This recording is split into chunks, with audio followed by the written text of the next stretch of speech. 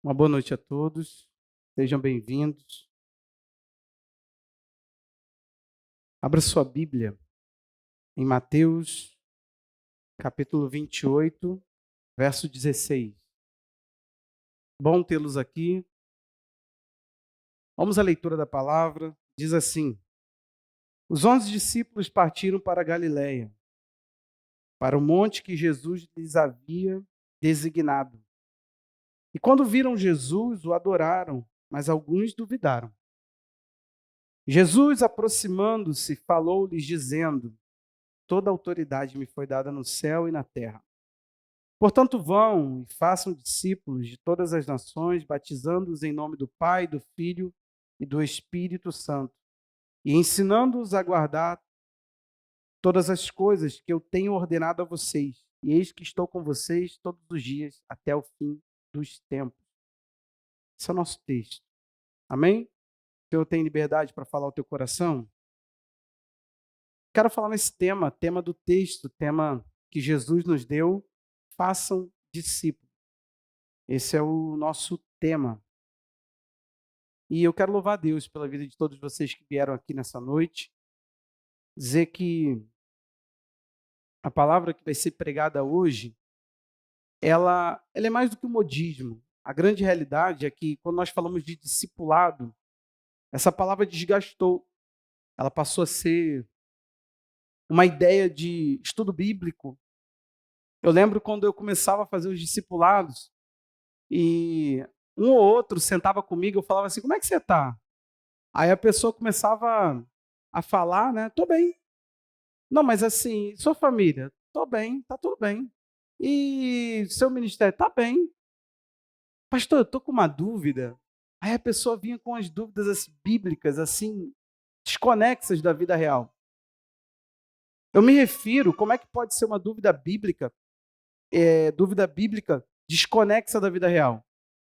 O que mudaria a sua vida em saber aquilo que você diz que está em busca de saber? Quando você abre lá um texto e está lá com o pastor, você está no discipulado. Olha, pastor, eu quero saber, a gente brinca, né? Adão tinha ou não um umbigo? Muda o que na sua fé? O que isso ordena a sua vida com Deus? Como isso mexe com você? Então, discipulado foi um assunto que causou uma certa bagunça no meio da igreja. Porque passou a ser tema de igrejas que não são tradicionais nem pentecostais. As igrejas que estão no meio, que justamente não são tidas como igrejas muito sérias. As igrejas que vão em direção àquilo que Jesus mandou eram vistas como igrejas não muito sérias. Comunidade passou a aderir à palavra do discipulado. E em outros ambientes, discipulado era usado para isso, no estudo bíblico. Olha, vamos falar do cavaleiro amarelo, do Apocalipse. Aí lá você sabia, cavaleiro, taças, trombetas, e você está ali selo, e qual selo que nós estamos? Esse era o tal do discipulado. Quando eu olho para o apóstolo Paulo, eu acho interessante, eu estava estudando um assunto, não foi a carta em si que me chamou a atenção, mas foi o assunto. Eu estava estudando Tessalonicenses, e, de repente, eu estou lá na carta aos Tessalonicenses. É muito interessante como Paulo vai argumentando toda uma estrutura ali, falando a respeito de como ele queria ir até lá, do que ele foi impedido, de quais os motivos que ele pregou para aquela igreja. E, de repente, no 4, ele vira e fala assim, no demais, ele sempre entra nessa ideia de, eu quero dar uma orientação específica. Discipulado não tem a ver com você ficar falando assuntos profundos, fugindo dos assuntos que você deveria dar atenção, que é a sua vida com Deus diária, que é aquilo onde a prática e as doutrinas entram em comunhão, onde elas se conectam. Eu quero saber o que é que a sua vida, na sua vida financeira, por exemplo, como é que você faz para conectar a sua história com Jesus a isso? Ou no seu trabalho. Isso é discipulado. É quando alguém senta com você, eu estou indo bem de forma bem simples, nesse início aqui, para a gente falar do texto. Mas, de forma bem simples, seria alguém sentar com você e conseguir fazer com que você consiga trazer Jesus para a sua vida diária. Ou seja, faça da sua fé uma fé prática. A bizarrice já chegou no nosso meio. Antes nós tínhamos outras religiões falando que não eram praticantes. Hoje já se estuda cristãos protestantes não praticantes. Como isso é possível? Fala para mim. O que nós temos é um equívoco, uma ignorância. A gente não sabe. Por quê? Porque não temos feito a ordem mais simples do Senhor, que é ir e fazer discípulos. Então, o nosso maior engajamento, nosso serviço, nossa atividade, está pautada numa coisa bem simples. Ser e fazer discípulos. Amém? Se você não quer mais nada da tua vida, saiba, você tem que fazer e tem que ser discípulo. Se você vai se envolver nisso de diversas as formas, eu não sei. Mas em tudo, saiba, a única atividade que Jesus tem é fazer discípulo. Foi isso que Jesus fez. Basicamente, Jesus passou 3 anos e meio se dedicando a 12 pessoas. Claro, nós temos uma ampliação, né? 120 no Espírito Santo. Paulo diz em 1 Coríntios 15 que mais de 500 viram o Senhor ressurreto, mas 120 receberam a plenitude do Espírito Santo. Só que 12 foram os homens que Jesus passou se dedicando. É tão forte essa ideia de que aquela equipe ali precisava de pessoas que continuassem a testemunhar a ressurreição de Jesus, que eles substituem Judas quando Judas se mata. Você lembra disso? Matias entra no lugar. Então nós sabemos que o discipulado foi o centro do coração de Jesus e continua sendo. Amém? Eu quero falar algo interessante. Você prestou atenção? No verso 16 diz assim: os 11 discípulos partiram para, quem sabe, Galiléia. É interessante a gente pensar nisso. Aqui Jesus não está subindo aos céus. É plantada uma pegadinha para quem conhece os evangelhos de forma simultânea. Se você conhece Mateus, Marcos, Lucas e João, você sabe que cada um falou do mesmo fato. Os 3, Mateus, Marcos e Lucas, de uma forma mais sincronizada. João, ele destoou um pouquinho. Então, João é um evangelho muito diferenciado. Agora, os outros 3 não, são parecidos. E o que você tem ali? Você tem uma narrativa sendo falada de várias óticas, né? O mesmo fato e várias pessoas falando a respeito. Todo mundo está vendo uma coisa só. Então, o que começa a acontecer? A nossa cabeça, ela começa a se encher, você vai lendo. Lendo sem sequência cronológica, lendo sem se importar com detalhes. Como se eu, por exemplo, eu não faço isso, né? Eu comento textos, minha pregação é mais isso. Então, o que acontece? Quando você olha isso aqui, parece que, se a gente for olhar a Galileia, esse detalhe da Galileia parece uma coisa insignificante. Está aí, Jesus mandou eles ir para a Galileia. Não é essa insignificância. Você precisa saber que Mateus deixa uma coisa muito clara. Jesus não tinha sido visto pelos seus discípulos. Então, o que começa a acontecer? Ele aparece para as mulheres e diz: fala para os meus discípulos para irem para a Galileia, que lá eu vou falar com eles. É interessante que eles vão para um monte que Jesus designou. Só que eu quero te lembrar uma coisa. Vocês se recordam que os discípulos de Jesus não criam na ressurreição? Ou não? Vocês se recordam que os outros evangelhos, Marcos, vai falar que Jesus aparece e joga a incredulidade na cara deles? E começa a contar tudo que ele já tinha falado e de repente eles abrem o entendimento e falam: não é que foi? Ele disse isso. Então como que Jesus designaria um monte? Está acontecendo alguma coisa aqui. Provavelmente porque esse monte era um lugar muito visitado por Jesus. Provavelmente porque esse é o monte das bem-aventuranças, o lugar onde Jesus chamou seus discípulos pela primeira vez. Foi ali que tudo começou. Jesus sobe ao monte, por Marcos a gente entende isso, e chama para si 12 homens para andar com ele, estar com ele e os enviar a pregar. Agora, Jesus está no mesmo monte na Galileia. Só que tem um motivo especial. E o porquê que é importante para nós? Eu quero falar aqui desse começo. O início de Jesus e o início dos apóstolos. Se você quiser anotar algum tópico para você se guiar depois, o início de Jesus e o início dos apóstolos. O que está acontecendo? Jesus, ele é judeu, veio para testificar o reino de Deus primeiro aos judeus, para que os judeus fossem os mensageiros às nações. E, de fato, os judeus não compreenderam isso e depois, eu creio que já está claro para nós que Jesus tira deles o reino e dá para a igreja, e a igreja agora tem a missão. composta de gentios e de judeus. Nós. Amém? Estamos juntos, gente?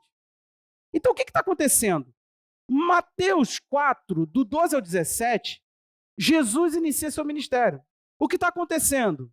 João Batista é preso, Jesus ouve essa notícia, sai do deserto e entra e vai para a Galileia. E vai ali também comprar casa, ter casa lá na Galileia, a casa, inclusive, que arrancam lá o seu telhado. E o que é importante para nós? É importante que a partir dos não-judeus, Jesus começa a evangelização do reino de Deus. Mesmo que ele veio com foco nos judeus, ele começa a evangelização pelos não-judeus.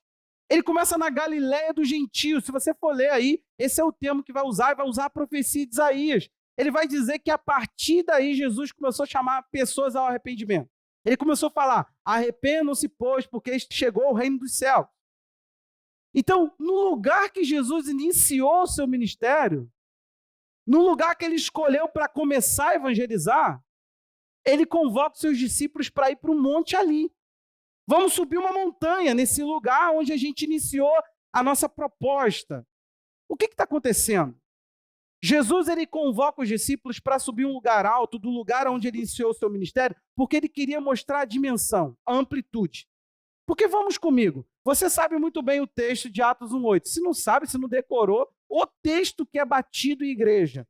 Mas recebereis a virtude do Espírito Santo que há de vir sobre vós, e ser-me-eis testemunhas tanto em Jerusalém, na Judéia e em Samaria e até os confins da terra.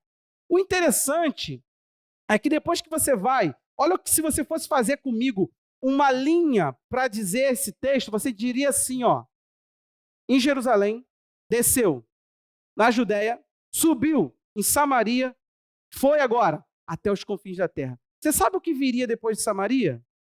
No mapa? Galileia. Pegou comigo?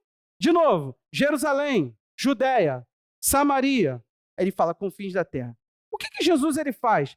Ele sobe a um monte alto para ter o primeiro encontro com os discípulos. A gente sabe por Atos capítulo 1 que ele vai ficar 40 dias falando do reino de Deus. Estamos juntos? Ele vai ficar 40 dias, só que aqui é o início, é o primeiro encontro. Ele está com seus discípulos e ele mostra essa amplitude ali do lugar onde ele começou a evangelizar. Ele diz, eu quero que vocês façam algo. Aqui ele não vai subir aos céus, não. Aqui vai acabar a narrativa de Mateus. Da onde que ele sobe aos céus? Monte das Oliveiras, Atos capítulo 1. É diante da cidade antiga de Jerusalém. Ele não sobe na Galileia. Jesus não vai subir. Jesus provoca os discípulos, ele leva para um ambiente, aquele ensino interativo, mostrando, e ele fala, olha, é agora, vocês têm que ir, tem algo amplo para acontecer. Quando ele começa a falar do reino de Deus, eu não acredito, eu falava tanto isso, falei, gente, por que ninguém registrou os 40 dias intensivos sobre o reino de Deus na Bíblia? O que esses homens tiveram na cabeça que não contaram para nós o que o Senhor falou antes de subir? Como não, gente? Falou. Falou da expectativa que o reino tem, falou da expectativa de como o reino avança, falou onde o reino tem que chegar, falou de onde o reino, o que o reino proporciona. Tudo isso foi colocado novamente dentro do coração. Essa expectativa de que o reino ele é amplo, sabe? Esse conceito de igreja que nasce, e nasce por si, para si, e continua em si, sabe? Esse conceito de igreja que nasce para dentro, esse conceito de igreja que gosta de ficar em Jerusalém, é uma igreja meio turbulenta, é uma igreja problemática, porque, sabe, a gente começa a não ver propósito, começa a faltar, começa a ficar ocioso, essas agendas começam a ficar esquisitas, quando uma igreja ela não entende a ampliação com que Deus queria tocar, a missão de Deus, o que Deus quer mostrar para ela, aonde chega o olhar de Deus, sabe? Quando você vai olhar a profecia que marca a vinda do reino de Deus, que eu amo, está lá em Daniel capítulo 3, e você vê que o rei Nabucodonosor ele tem um sonho, ele tem um sonho esquisito, uma estátua com cabeça de ouro, braços e ombros de prata, o tronco e isso aqui, essa parte aqui, de bronze, pernas e pés misturados lá, eu não me recordo agora, mas ferro e barro. E de repente vem uma pedra, sem auxílio de mãos, rola do alto de uma montanha, acerta, despedaça aquilo tudo, e aquela rocha que rolou da montanha cresce e se torna uma grande montanha que enche toda a terra. Aí o rei queria saber qual era o significado. Daniel profetiza para ele a interpretação e diz: vai vir um reino, como o Senhor viu, sem auxílio de mão, ou seja, não é da parte do homem. E esse reino vai ser para sempre. E esse reino vai encher toda a terra. Meu irmão, eu não sei que expectativa que nós temos. Não sei se eu creio totalmente num reinado milenar de 1000 anos aqui na terra, mas eu creio numa coisa: o reino de Deus virá. Note que eu digo que eu não creio. Pelo amor de Deus, não estamos no seminário de escatologia. Eu digo a você o seguinte: Jesus é rei. E ele não veio para outro fim, ele veio para proclamar o seu reino. Ele abre a boca aos que não o conheciam, dizendo: sou rei, o meu reino está vindo, arrependam-se, creiam, arrependam-se, volte-se para mim, ouça o que eu estou falando, ouça a minha mensagem. Nós precisamos entender. Talvez nós não conseguimos. Quem sabe hoje nós não temos como ir na Galiléia, agora Deus nos livre para lá, né? Está lá pertinho da Cisjordânia. Lá. Pegou alguma coisa? Lembrou das notícias? Quer ir para lá? Você não precisa subir no morro hoje. Mas hoje, eu queria que você tivesse essa experiência de Jesus te levar para um lugar de discipulado que ele fala assim para você: o que eu quero fazer é um pouco mais amplo. Os teus olhos enxergam de forma muito obscura, uma forma muito, sabe, fixa. Eu quero que você levante os olhos e veja. Toda vez que Deus ele quis fazer alguém sair dos seus planos e entrar nos planos dele, ele tem lá um Abraão que está revoltado com Deus porque ainda não tem um filho e Deus prometeu que teria muitos. Deus vai mudar o nome de Abraão depois para pai de multidão, gente. O cara não tinha um filho. Como é que se apresenta como pai de multidão sem ter um? Aí, de repente, o que acontece? Ele vira e fala assim: Abraão, um pouco antes, lá em Gênesis 15, ele fala: sai para olhar, olha as estrelas. Você está pensando num filho, eu estou pensando em algo muito mais amplo. Não tem a ver com você, é a partir de você. Você é um meio para um propósito que eu quero trazer. A gente tem que falar de propósito, não temos? Amém? E por que a gente está falando disso hoje? Porque a gente precisa voltar ao que Jesus sonhou. A igreja, ele usou um pronome possessivo. A minha. Por que ele falou: edificarei a minha igreja? Escute. A palavra eclésia era uma palavra muito simples usada para a época. Qualquer reunião, ajuntamento. Eu sei que você já ouviu falar que é chamados para fora. Por favor, raciocine, você é inteligente. Não se tinha templo. O templo vai vir 300 anos depois. O terceiro século depois de Cristo, depois da fundação da igreja, vai vir igreja local físico, né? O Império lá romano vai começar a construção de locais.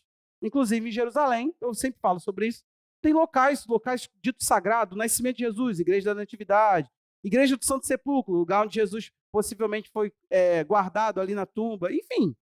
O que a gente precisa entender?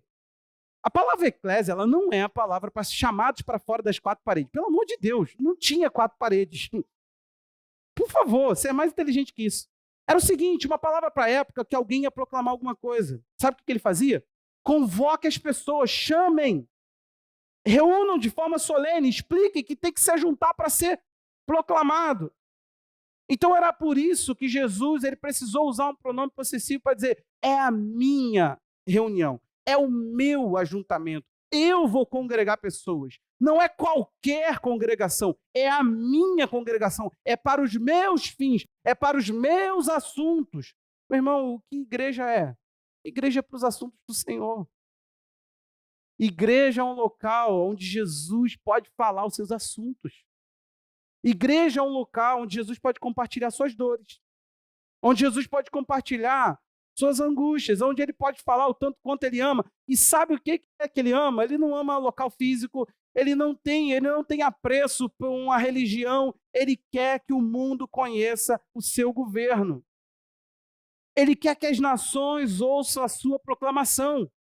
Ele quer que as pessoas alcancem esse testemunho do reino de Deus. Eles precisam ouvir que esse reino vem antes que venha. E com quem que ele conta? Eu não sei você, mas eu já subi nesse monte, sabe? Já aconteceu comigo. Jesus já conseguiu. Eu falei isso com a pastora. Hoje eu não consigo entender um porquê de uma igreja não crescer. O progresso está em toda a palavra. Você vai para a santidade, para a vida com Deus. 1 Tessalonicenses 4 vai dizer sobre progressão na santidade, progressão na vida com Deus. Você vai para Efésios 4:15, vai dizer, mas seguindo a verdade e amor, cresçamos em tudo naquele que é a cabeça. Você não olha, você não vê em lugar nenhum, mudando de Paulo para Pedro, você vai em 2 de Pedro e vai dizer, Pedro, lá no seu finalzinho, se não me falha a memória, capítulo 3, verso 18, falando, crescei na graça e no conhecimento do Senhor Jesus. Não tem, gente, estagnação na nossa fé. A nossa fé, ela sempre está em movimento crescente. Então, se nós não crescermos numericamente de forma absurda, eu estou dizendo que você tem que estar em crescimento. A igreja de Jesus, ela não pode estar estática. A vida estática significa que você está na carnalidade ainda, você não segue o Espírito Santo, que você não vive a palavra e você ainda é uma pessoa que sobre você pousa a ira de Deus e não a misericórdia que ele tanto conquistou por nós. Porque a misericórdia de Deus é para aqueles que andam na vida do Espírito. Amém? Nenhuma condenação há para cristão em Cristo Jesus, né?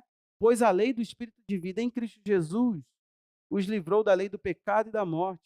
Aí ele diz que nós não andamos mais segundo a carne, mas segundo o Espírito. Então não confunda. Você não tem condenação se você anda por Deus. Se você anda em si, você está sob a condenação ainda, sim, Senhor.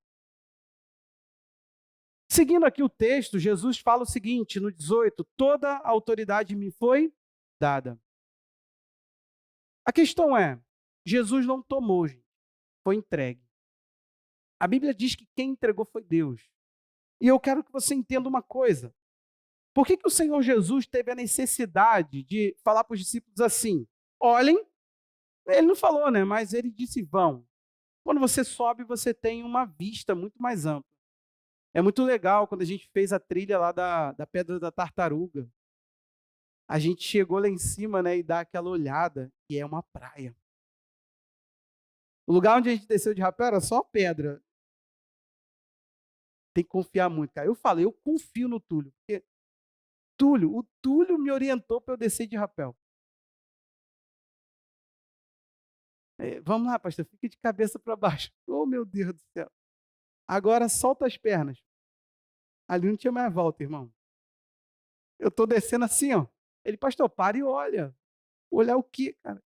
Aí ele me girou assim, a praia. Não era só descer, não. A vista linda, linda, linda, linda, espetacular. Aí agora eu te falo, Jesus leva eles para esse lugar. E sabe o que ele queria falar? Aqui, ó, minha autoridade é sobre tudo. Não tem lugar nenhum que não esteja subjugado à minha autoridade. Você está aí, irmão? Jesus falou, no céu e na terra eu tenho autoridade. Me foi dado toda. Não é alguma. Não é sobre algumas coisas. Não é um pouquinho. Não é sobre a igreja. Não é sobre a religião. Não é sobre quem lê a Bíblia. Ele falou, tenho autoridade sobre tudo. Essa palavra é muito interessante. Sabe por quê? Eu quero que você entenda um conceito e um princípio bíblico. E você vai entender responsabilidade agora. Salmo 115, 15 e 16. Salmo 115, 15 e 16. Está escrito. Que vocês sejam abençoados pelo Senhor, que fez os céus e a terra. Dois ambientes. Os céus são os céus do Senhor. Por que ele explica isso? Para explicar isso também. Mas a terra ele deu aos filhos dos homens. A gente precisa entender o conceito de responsabilidade. Satanás chega para Jesus e se apresenta e fala o quê? A terra me foi dada e eu dou a quem eu quero. Jesus não peitou o Satanás falando seu capeta da mentira, você não tem autoridade sobre nada. Então presta atenção aqui. Aquilo que você é responsável, espiritualmente, você dá conta, literalmente. Deus ele não tira de você a sua responsabilidade. Adão, por tua causa a terra é maldita. Foi por causa de Adão. Então tem muita coisa que você está aí querendo saber por que as coisas estão assim. Deus está falando, é por tua culpa. A responsabilidade é toda sua. Pare de culpar Deus, igreja, pare de culpar tudo. Meu irmão, cá para nós, você vai entender, entenda logo isso aqui. Olha para mim como pastor e entenda logo isso aqui. eu não acredito que você vai chegar no céu e vai poder me acusar que fui eu que te tirei do céu. Cara, que força que eu tenho que é maior do que a do Espírito de Deus. Meu irmão, mude de igreja, mas mudar de Salvador ou abandonar ele dizendo que o pastor te tirou. Que fé ridícula é essa que você tem, que você possui uma Bíblia na mão, o Espírito Santo dentro da sua vida e você ainda assim é frágil, fraco, tudo te tira do caminho de Deus. Fala para mim. Acorda. Estão tornando a igreja uma igreja menina, uma igreja fraca, uma igreja pobre, que tudo mexe com ela. Mude de discipulador, mude de proposta, mas não mude de Salvador. Não tem como, não tem outro, dona Tânia. E o que você vai falar? Eu te tirei do céu? Não vou ter vítima no inferno. Só terão condenados. É que plantaram em nossa mente sempre uma ideia dos oprimidos e os opressores, os grandes e pequenos, uma ideia de que, sabe, tem injustiça sendo praticada, mas não, por favor, não deixa isso entrar no teu coração. Ninguém pode roubar a fé que você tem. Quem poderá nos separar do amor de Deus? Paulo não colocou nem pastor na lista. Colocou até demônio. Colocou até situações da vida. Andar nu, passar fome. Mas a gente fica, sabe, dando um poder a pastor que pastor não tem. Pastor te orienta, meu irmão, te guia. Se tu se perde no caminho, tu deixou de ouvir a voz. Então, cuidado, se a voz também está te orientando, está falando, pô, só tem penhasco nesse caminho desse pastor, sai de lá. Sai da voz. Para a orientação. Agora, falar que é ele que está te guiando, tu tem uma certa gerência sobre o que você faz ou não. Não tem responsabilidade nenhuma na sua vida? Você está tão entregue assim? Nós precisamos parar com essa meninice. A terra foi dada a nós. Nós entregamos ela ao cativeiro e nós entregamos ela a Satanás. É responsabilidade do homem. O homem abriu as portas para a entrada por um pecado. De um homem entrou morte e pecado. Essa palavra aí, autoridade, ela é interessante, porque no grego existem algumas palavras para poder, autoridade.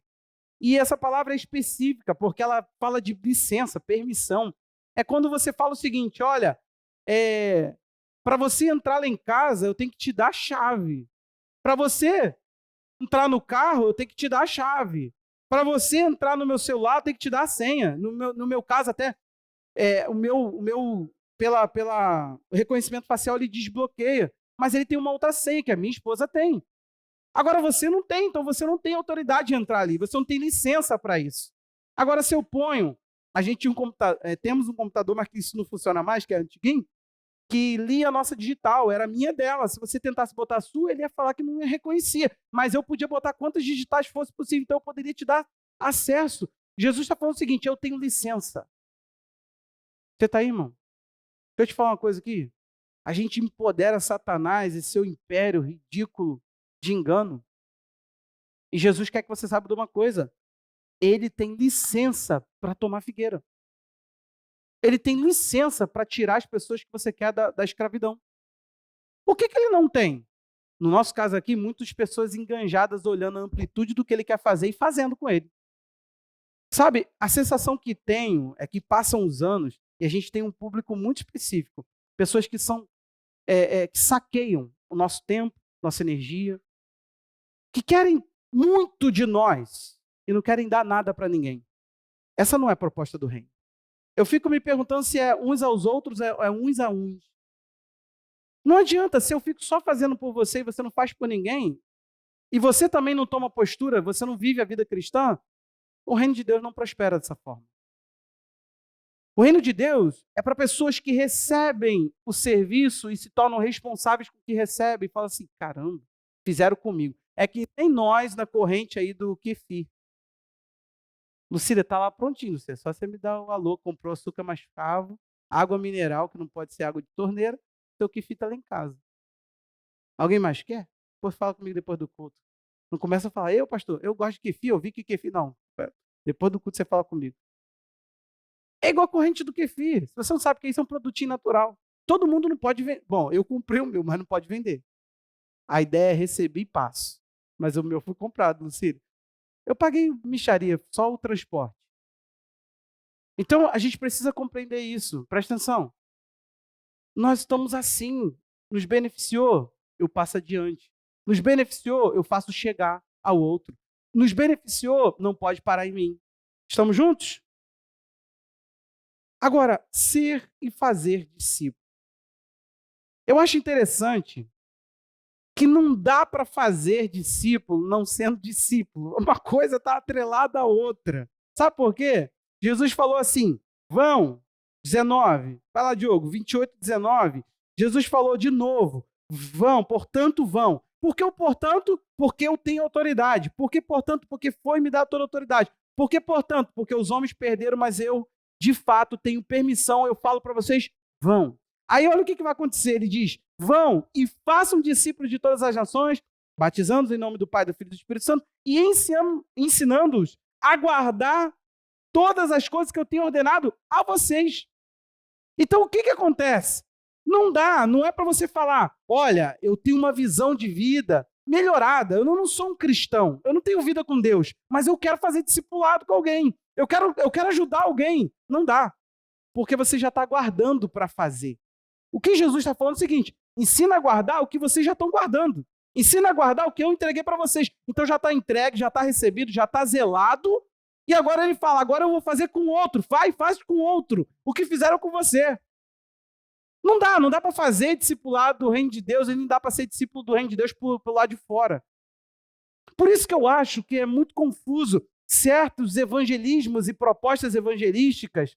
Sabe? Eu ouvi uma vez na rádio a mulher falando, ninguém me contou, eu ouvi. Vai, faz um voto pelo seu parente que não é crente.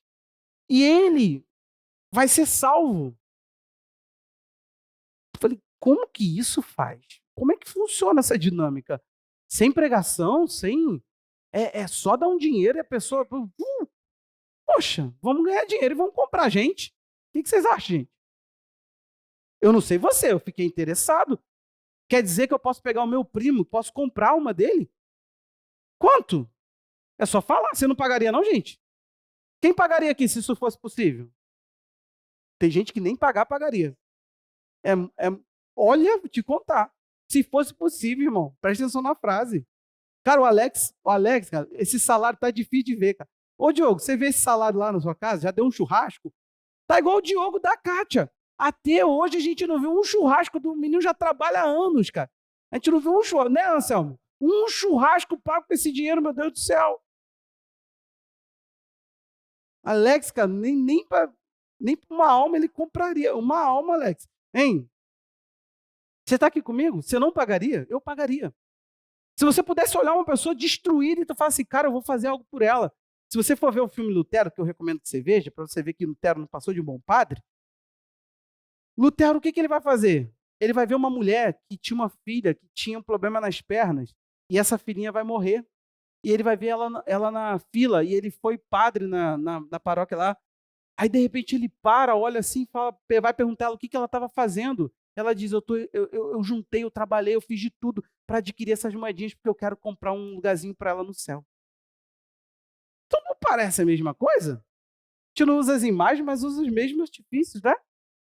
Fácil julgar os irmãos. Aí, preste atenção.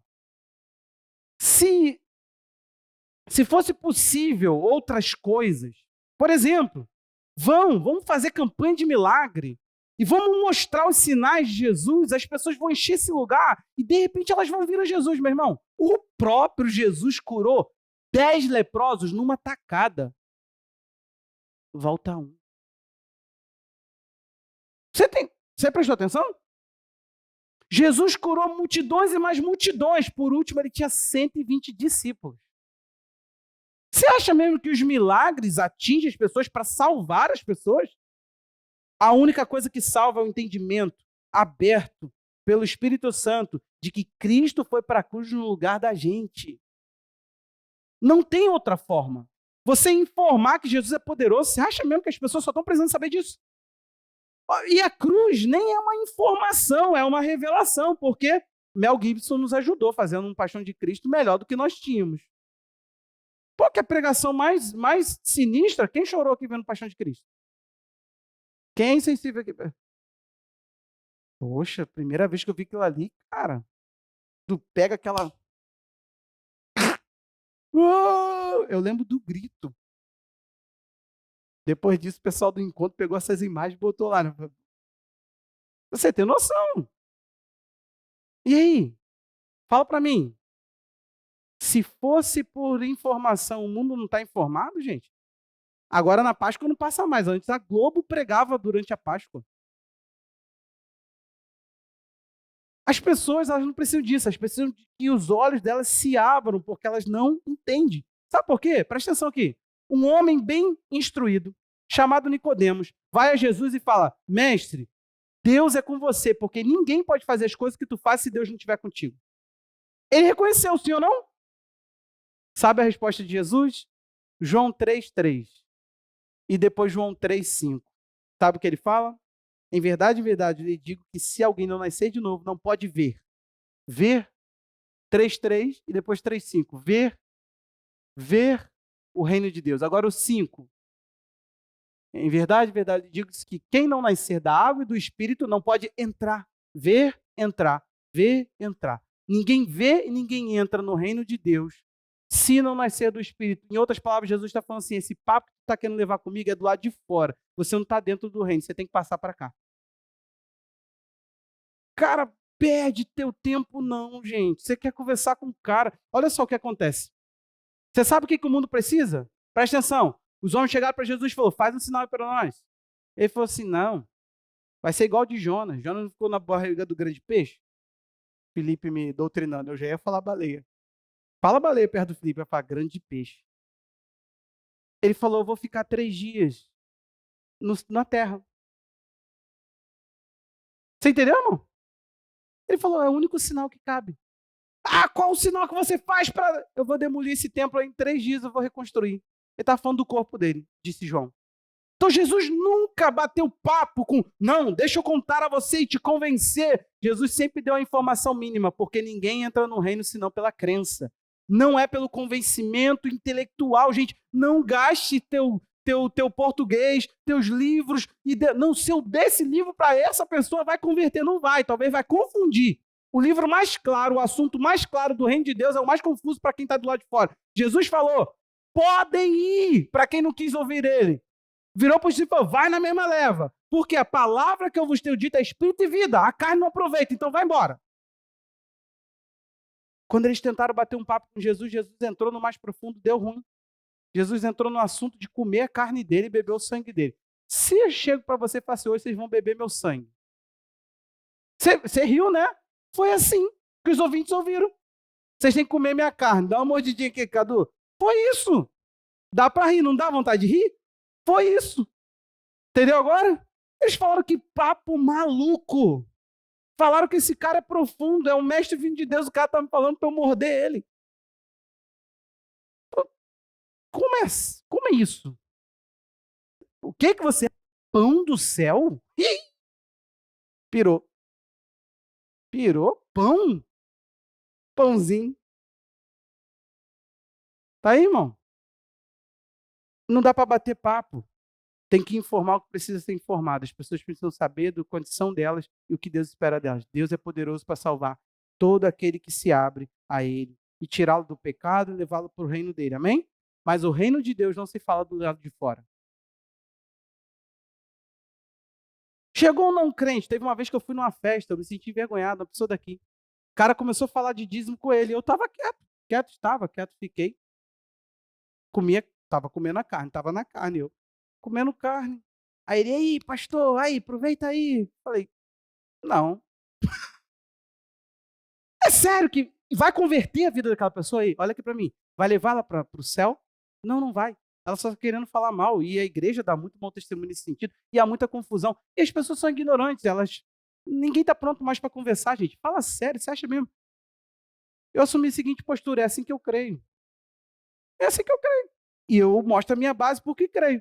Se o outro fala, não creio assim, tá tudo bem, mas eu não consigo enxergar a tua. Se eu conseguir enxergar, aí a gente pode conversar e teremos outra base. Do contrário, eu fico com a minha. E o que eu ia ajudar aquele garoto que se desviou e estava querendo tocar no assunto de dízimo? Por que ele não fala dos pecados dele? Eu queria saber se ele consegue vencer pornografia, o adultério, a cobiça dos olhos. Eu queria saber se ele consegue vencer isso. Se ele consegue vencer toda a vontade de mentir, soberba, se ele consegue dar conta de refrear os impulsos carnais que nele estão. Isso que eu queria saber. Se ele dissesse para mim, sim, sou fiel àquela mulher que está lá dentro e eu a amo e vou com ela para o resto da minha vida, nem casado era. Então não vamos com o assunto. Pelo amor de Deus, dízimo. Entendeu ou não entendeu? A gente pode desenhar. Do contrário, meu irmão, não dá para ficar gastando bom português falando com a pessoa sobre assunto que é periférico. Reino de Deus não se faz do lado de fora. Quando eu pego um discípulo, eu percebo que ele está querendo falar do reino pelo lado de fora. Mas, pastor, o senhor está falando isso aí, mas vem cá. Passemos ou não passemos pela grande tribulação? Isso muda a sua vida em quê? Essa vai ser a minha pergunta. Depois daí, a gente pode fluir, vamos falar dessa de tribulação. Do contrário, meu irmão, não tem interesse nenhum em bater esse papo com você. Mas como é isso? Você é meu pastor, tem que me instruir. Te instruir. Para que você quer saber disso? Se for passar pela tribulação, vai deixar Jesus agora? Se não for passar, vai ficar com ele? É isso? O que é? Não, como muda? Você não está entendendo. O assunto não é o problema, não é falar do assunto. O problema é o que isso te serve. Então vamos a isso. Presta atenção aqui. Se reino de Deus não se faz do lado de fora, não se fala dele pelo lado de fora, não se vive ele pelo lado de fora, não se observa ele da janela falando, eu acho que é assim, hein? Presta atenção aqui. A igreja não deveria estar querendo cristianizar o mundo. Nós não deveríamos estar querendo criar leis que fossem leis favorecendo um lado ou outro. A gente sempre vai opinar como cidadão, nós temos esse direito de falar. Estamos juntos? Paulo usou o seu direito como cidadão romano e falou assim, só quero falar uma coisa aqui, vocês estão batendo em cidadão romano. Eles, que romano, cara, por que tu não falou isso antes? Ele falou, não, agora eu quero apelar para Roma. Paulo usou sua cidadania. Então nós podemos usar a nossa para argumentar, sim ou não? Podemos. Isso não nos tira do Espírito Santo. O fato da gente dizer que somos contrários à legalização das drogas. Porque eu não estou pensando em mim, meu irmão. Eu não estou querendo nem usar maconha, nem ilegal, nem legal. Pastor, e os remédios? É outro assunto. Você sabe muito bem, já te instruí sobre isso. É outro tipo de cannabis, não é a cannabis da droga. Mas aí quer passar tudo na mesma leva para você ver um monte de cara aí com a fala arrastada e com problema de vício. Tá? E droga nunca fica numa droga só. As pessoas sempre abusam. Então, é um problema de vício. Já batemos esse papo aqui. Então, qual é o problema? A gente pode opinar e devemos opinar, sim ou não? Mas o mundo não deve ser cristianizado. O mundo sempre será o mundo. As pessoas vão querer o tempo todo suas libertinagens legalizadas. Elas vão querer se sobrepor com seus pecados acima de nós. Elas podem. Deus está deixando as pessoas criarem uma igreja alternativa para quem quer certos pecados praticados nessa igreja. Está tudo bem. A liberdade que hoje temos, amanhã nós vamos prestar conta dela. O reino de Deus não se fala do lado de fora, do lado de dentro. É para quem já é súdito. Assunto do reino é para quem entrou. A agenda do reino é para quem entrou. Pastor, eu não concordo com nada disso da igreja. Então, você está do lado de fora. O teu assunto é outro. Você precisa ter o assunto que entra. Nascer de novo. Você já viu que ele falou assim, os sinais que tu faz é de Deus. Ele fala, você tem que nascer de novo. É um assunto, sabe?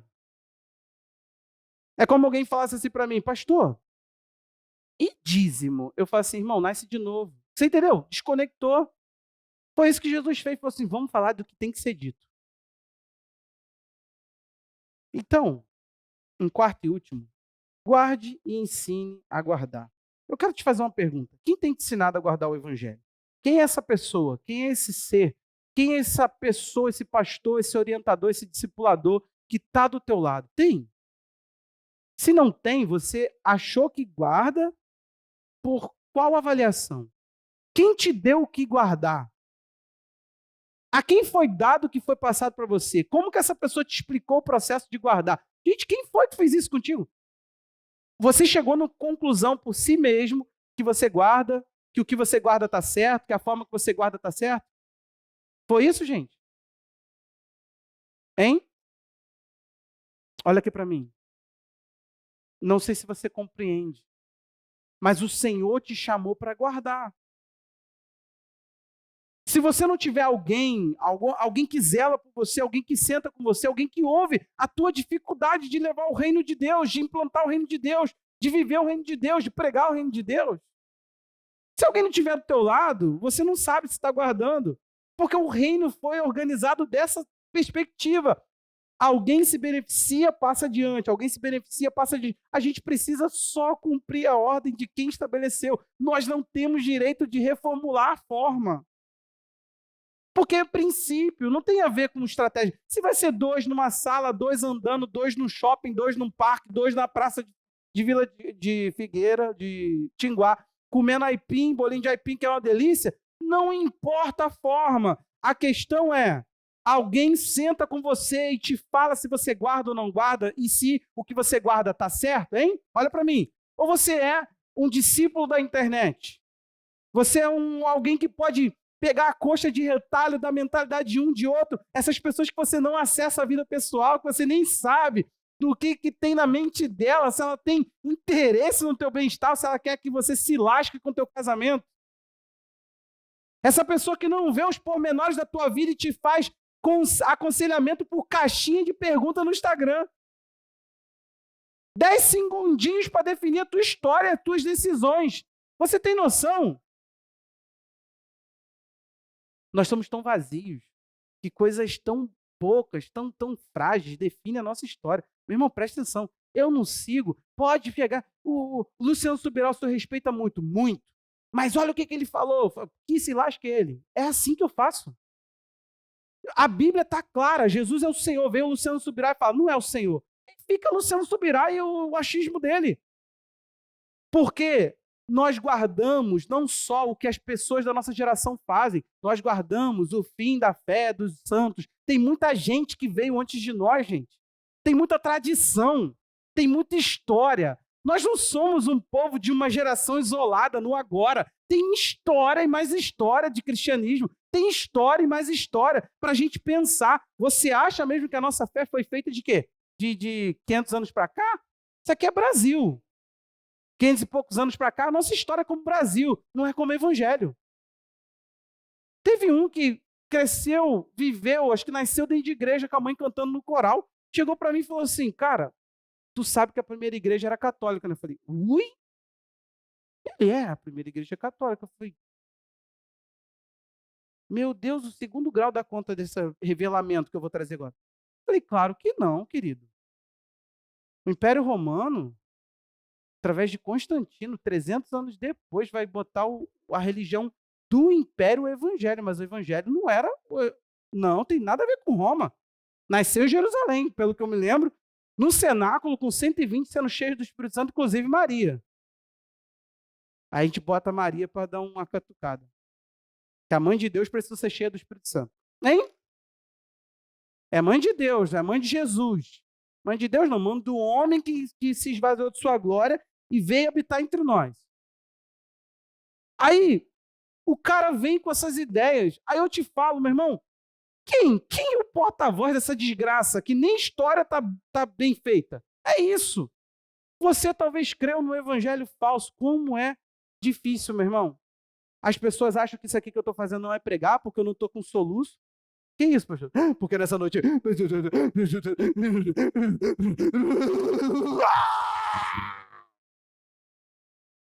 E depois o cara desce e fala assim, paz, irmão, do nada ele desincorpora. Quer dizer que o Espírito Santo está em mim e ele fica nessa... É os anjos de Deus que subiam e desciam pela escada, mas a sensação que eu tenho é que é o Espírito Santo. O Espírito Santo não vai e vem não, irmão. Ele fica. Ele toma decisão comigo, toma banho comigo. Lê a Bíblia comigo, escreve o sermão comigo, dirige comigo, até quando eu fico bravo com as velhinhas que não andam na calçada, ele está comigo.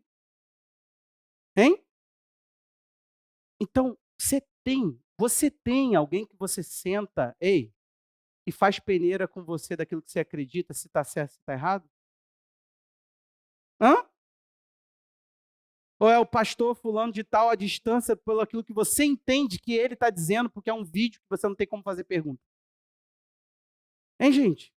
Quem anda do teu lado? Quem está com você? Quem incorpora Cristo para você imitar? Ai, fala isso não, nós não somos como Paulo. Paulo mandou para os filipenses olharem quem imitava ele. Falou assim, imite o terceiro que me imita. Ei, olha aqui para mim. Imita os que me imitam. Paulo não tinha esse endeusamento que a gente fala, é Paulo. E os que estavam com ele, que você nem sabe nem o nome. Gente, por favor, viver Cristo sim.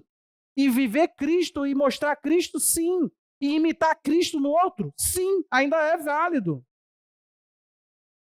Paulo disse para Timóteo, 2 Timóteo 2:2, olha que interessante esse texto.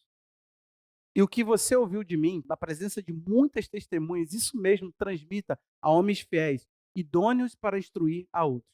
Ele falou, Paulo recebeu, passou para Timóteo, que passou para homens, para passar para outros. O evangelho é assim. Se você for a Gálatas 6:6, a mesma coisa. Reparta os bens com aquele que te instrui. Resumindo ali, tá? O que está sendo instruído, reparta. O evangelho é de instrutor e instruído. Você não vai poder andar só. Isso é invencionice da igreja. A igreja que fala que o discipulado é coisa nova, ela está ignorando que não é o histórico da igreja. Porque ela não nasceu assim, a igreja não nasceu solta, gente. Olha aqui para mim. A igreja nasceu a partir de homens que incorporaram, viveram Jesus, então pregaram Jesus. Você está aí? E aí eu te pergunto, você ensina alguém a guardar? Se você já tem alguém que te ensina a guardar, agora você é do outro bonde. Vamos falar igual carioca, nossas gírias. Um bonde de cá, um bonde de lá. Agora você está no outro bonde. Você é daqueles que ensina outros. Pastor, não. Meu irmão, o pai que você é, a mãe que você é, o filho que você é, o cristão que você é, o patrão, o empregado. Gente, tudo isso está ficando em você. Você não consegue sentar com ninguém. É por isso que nós nos reunimos em famílias, em pequenos grupos. Porque você tem que ter a oportunidade de olhar para alguém e falar assim, o Marcelo fala, cara, estou tendo problema com o meu patrão. E você olhar e falar assim, cara, eu tenho uma visão diferente de empregado, vou mostrar para ele. Você poder ser complementar na vida dele.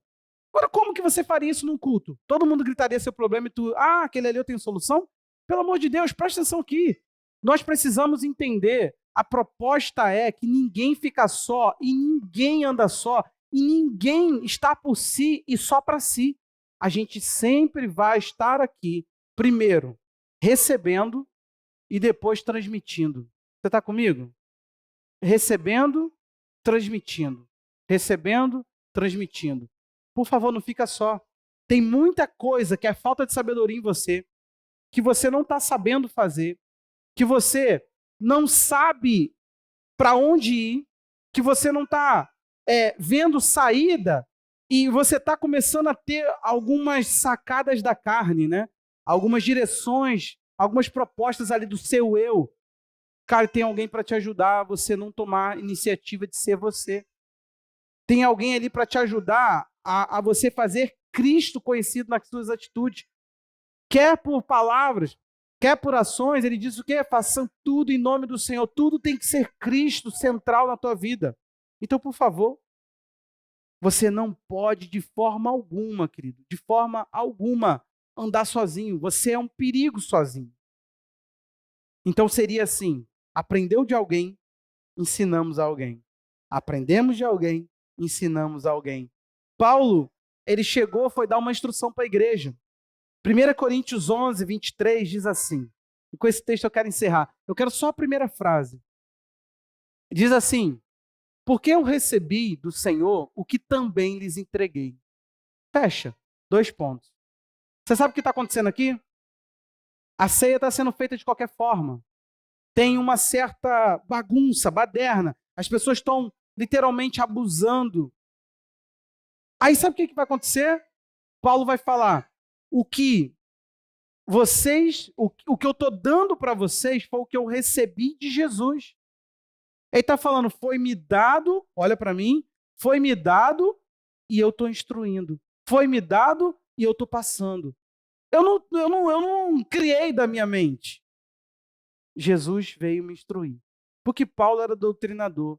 Paulo era alguém que ficou para representar Cristo e sua doutrina.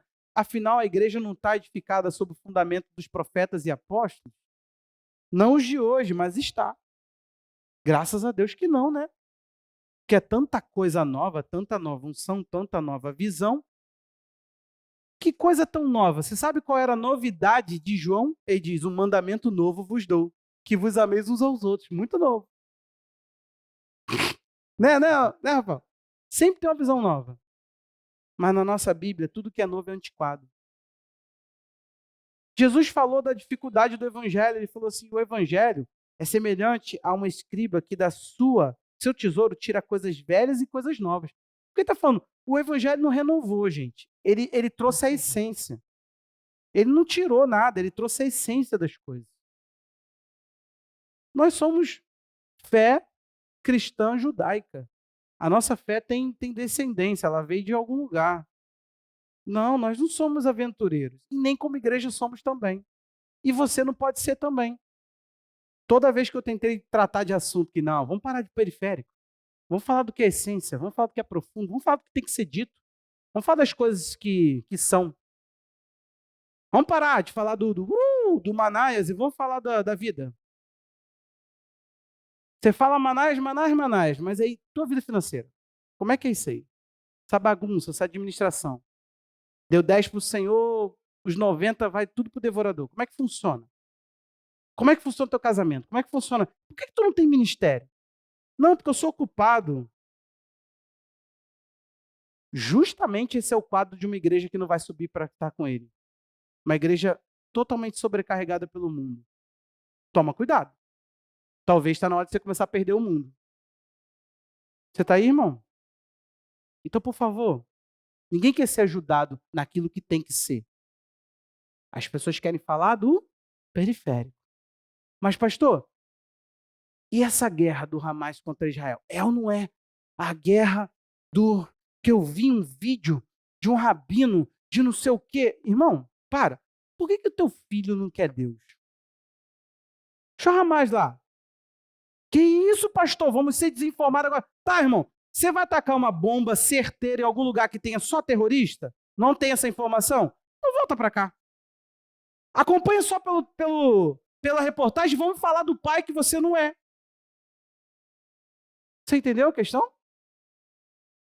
Não, mas agora, o não sei o quê, eu estava vendo. É porque a besta. Pensa comigo. Não, não penso, não penso, não quero pensar. Não quero. Simplesmente assim, não quero pensar nada. Não, porque a besta, ela é descendente do chifre lá do bode. Tem o bode de Daniel. Aí o bode, eu ouvi Daniel todo hoje, li. Todo. O bode, porque o bode vem, o chifre, pum, vem, quebra, e o bode ataca. Eu pensei, pastor, que isso aí tem uma marca no chifre lá do não sei. Cara, eu não quero saber. Eu quero saber porque tu não tem vindo orar. Eu acho que isso é muito mais sinistro, porque a Bíblia diz que a gente tem que olhar para o fim e cuidar das nossas orações para sermos sóbrios e perseverantes. Ou seja, o fim vai trazer complexidade, que a gente vai não orar. Ele está falando, cuidado para orar. Você tem que orar. A Bíblia fala em Lucas, agora falhou a memória, mas está ali no 20. Sermão do fim de Jesus. Os últimos dias de Jesus, ele fala assim, vocês têm que vigiar orando, para que esse dia não vos pegue de surpresa. Então a vinda de Cristo só vai ser surpresa para quem não tem vida de oração. Aí, Kátia, é isso que a gente tem que estar falando. Não é, não, porque eu vi que tem assim, é um negócio que a gente pode fazer uma conta, aí a gente vai saber o dia e a hora que Jesus vai voltar. Tem um aplicativo agora, pastor, se você pegar, meu irmão, eu não quero mapear a vinda de Jesus, eu estou pronto para ela, e Paulo disse que ela não me pega de surpresa. Mas não é como ladrão? Sim, a gente não sabe o dia, mas eu estou esperando. Tá igual a minha obra lá, eu estou esperando minha mudança, eu só não disse aí o dia. Mas eu vou mudar, então isso não vai ser surpresa. Eu não vou chegar e falar, horas, mudei. Entendeu, Rafael? Vou lá na tua casa essa semana. Essa semana, 7 dias na semana. Eu posso ir qualquer dia, qualquer hora. O Rafael fala, qualquer dia, hora você aparece. Eu apareço quarta, meio-dia. Estou com intenção de almoçar, é óbvio, né? Entendeu a questão? Entrarei em sua casa, cearei contigo e tu ceará comigo. Essa é a questão, irmão. Quem acompanha você e a quem você acompanha? Ninguém. Se essa for a resposta para as duas, falimos, falimos, falimos, falimos. Provavelmente você vai sair por aí falando. Eu estava vendo que o pastor, com todo respeito, pastor Antônio Júnior falou que é antes da vinda, a tribulação. Você é discípulo do pastor Antônio Júnior? Liga para ele. Fala do marido que você está sendo. Não tem o número dele? Você pode ver o vídeo dele, sem problema. Não sou ciumento. A pergunta é, ele não está te acompanhando. Então, como é que ele está formando sua mente?